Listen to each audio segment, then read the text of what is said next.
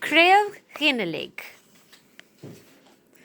Tá tionscomh stoire le déanamh ag ranga cahir. Craobh Ghinnalig is an tionscnamh. Tá mo chlawn fad sa chraobh Ghinnalig. Tá mo bhirt drafúracha ann. Tá mo grathóir ann. Tá mo wami, daddy, auntín agus uncle ann. Tá mo chul chearacha ann.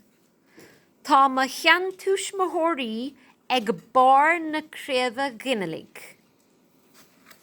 Sean túis mothóirí. Folklore.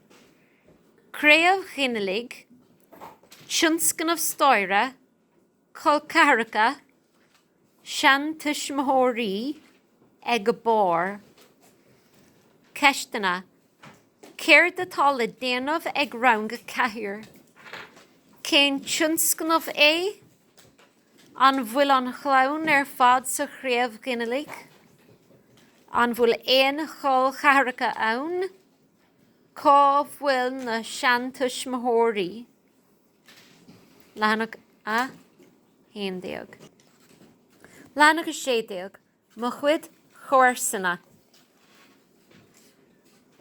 Tá mé mo choní ina stáid tithiachta. Tá lán tithe ann. Tá teach gach taobh diam. Tá chóirsanna anna dasagum.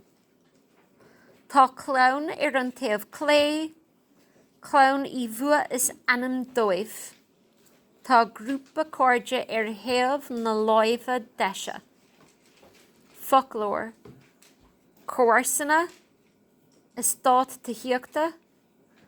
Gach taobh. Anna das. Taobh clé.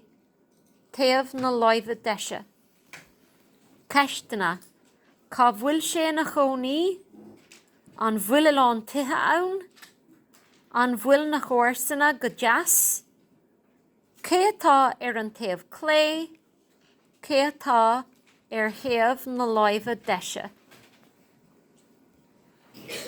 Scoil faoin tua. Lehanach a trídeaganis. Diadit is me se aran agus seo I scoil. Is scoil bheag I faoin tua. Tá mé ranga cahir. Tá ranga trí. Ranga cahir. Ranga cuig. Agus ranga sé sa seomra ranga chéna. Le chéla. Tá cuig fáiste is tríocha agus burt bhuantóirí sa sciol. Tá mo chul cahir is scoil mhór Amalia átha clia.